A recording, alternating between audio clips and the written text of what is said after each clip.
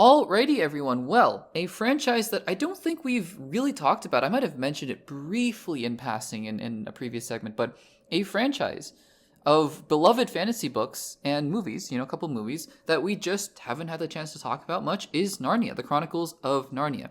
This might be a fantasy franchise that maybe not as many people are as familiar with, although it is one of the most beloved fantasy series of books just in general in the world. I know that Lord of the Rings has surpassed it in terms of fandom and whatnot, and I think it's fair to say the movies for Lord of the Rings were received much better than the movies for Lion, Witch, and the Wardrobe, Prince Caspian, and Voyage of the Dawn Treader, even though I really liked at least the first two movies. I don't remember too much from Voyage of the Dawn Treader, to be quite honest with you, and I actually recently reread both Lord of the Rings and Chronicles of Narnia, and I will say Voyage of the Dawn Treader was probably my least favorite book. It just kind of felt a little meandering, no pun intended, book about ships and whatnot. But anyways, all of that aside, if you can't tell, I'm a big fan of these franchises, and Narnia was a series of books that I grew up reading. I grew up watching the original two movies. They came out when I was much younger, and so they were a big part of my childhood, and I'm really just a big fan of the books and of C.S. Lewis's works in general. And of course, with he and J.R.R. Tolkien were good friends, and so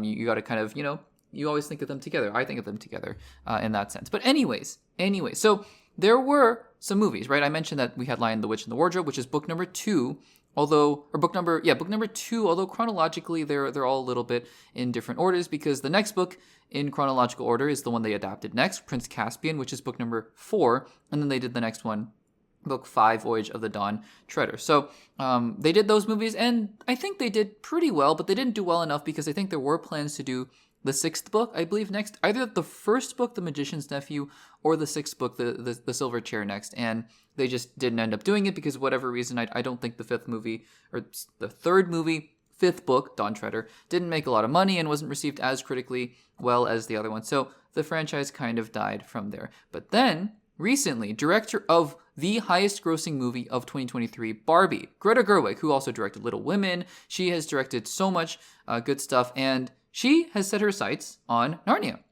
And so, interestingly enough, she also set her sights on Narnia and was doing it with Netflix. Now, it was a little bit of a controversy because people were like, well, these films, don't they deserve a theatrical release? Like, what's going on here? And so, apparently, there was a deal struck, and the Narnia films are going to be released in IMAX for at least a couple weeks. And so I think there was a call that was up, showcasing some of the new films that were going to be in IMAX, and Narnia was brought up because this was a very specific deal, and they're going to be shown in IMAX, and that's all great. That's great. If they're shot really well, and if everything goes well, they're going to look great in IMAX, that's for sure. But that's not really what I wanted to talk about here, because I wanted to talk about a comment that somebody made during this event, and I think it's kind of interesting. So this is what this person, I guess they're a representative of IMAX or something like that, but they had this to say, quote, and this is coming from an article, the Narnia series, quote, was a really good movie for us because I think there are like 8 movies planned, and when what IMAX does best is launch franchises and launch events. Okay, let's pause right there. So number 1, right? I am not in the practice. I shouldn't say that. I was gonna say I'm not in the practice of reading too much into things that people say. Here I am making a podcast where I spend time reading into quotes that people say. But what I mean by that is that I think context is important, right? So when you have PR statements, or you have written statements, or you have statements that people, the movie people, executives or actors or whatnot, release in written form, it generally means they've gone through publicists, they've gone through HR people, they've gone through marketing, and it's all, been very carefully vetted, right? And so the intention and everything behind that is very, very clear. And you can really take those words to the bank, generally speaking, right? You can look into it and see, okay, there's a very specific and careful way in which these words are spoken. Verbal confirmation, especially verbal confirmation in a setting like this, where sure, it's important, but it's not like every single word is going to be held, as truth, right? As absolute truth. I think we got to take a step back and be, a little less stringent in how we interpret these things. So I think the elephant in the room here is that when he says something to the effect of, oh yeah, they have something like 8 movies planned. I think even the fact that he says like 8 movies, he didn't say they definitively have 8 movies planned. They're all going to be released in the span of, 1 a year for 8 years. He didn't give any more specifications to that. So number 1 interpretation of this, because for those of you who are familiar with Narnia, I alluded to it earlier, Narnia has 7 books, right? So, and I want to bring, this home in a little bit because I want to talk about the fact that, what's the point of making 8 movies out of 7 books? But we have to preface all of this by saying this could have just been the guy or the person. I don't even know who it is, honestly. This IMAX person. I don't even know their name. But this IMAX person, this could have just been them not being familiar with the books or whatnot. And they could have easily meant 7. Because 7 makes sense. 7 means 1 movie for each book. And is that surprising? No. The other thing to note with that is that, sure, you can plan out 7 movies. I'm sure when they made The Lion, the Witch, and the Wardrobe for the first time, the one with where Liam Neeson was Aslan, right?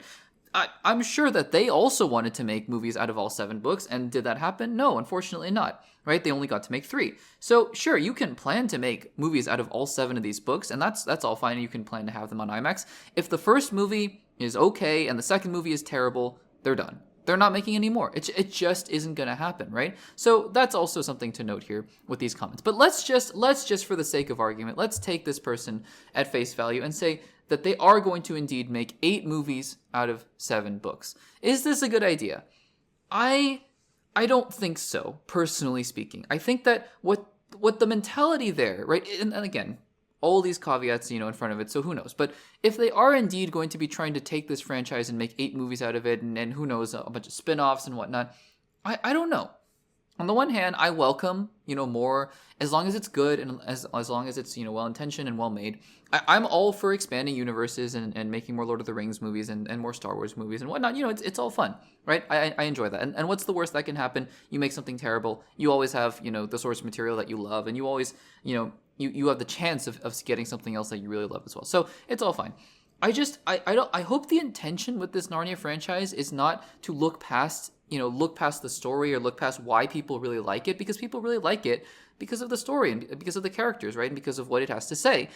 And I hope that these people in IMAX and Netflix are not just looking at it as some kind of generic hacky sack, hot potato property that they're like, ooh, we got our hands on this thing. Let's make as many movies as we can out of this. Because look, I mean, it's naive to say that, people in Hollywood only make movies because they love the art. They make movies, I mean, sure, because maybe they like the art or maybe they have an appreciation for it, but also because they want to make money, right? And so this is a franchise that can make them a lot of money, even though Netflix, doesn't really release things theatrically, but, et cetera, et cetera. But I'm just hoping that this is not a case where they're like, yes, more movies, more movies, let's turn 7 books into 13 movies, right? I don't think that's the case. But I wanted to bring this up because, again, I think it's interesting. I also think it's just as likely that this person misspoke and they were like, oh, I didn't even know that there were 7 books. I mean, I just heard something like 7 or 8 movies and I was like, yeah, I'm on board. So we'll see about that. But yeah, I think that those comments were kind of interesting. So I wanted to bring it up. So guys, let me know in the comments, what do you think about the alleged, fact that they're going to be making 8 movies out of the 7 Narnia books? Or do you think that this was all just a big misunderstanding? Let me know in the comments down below.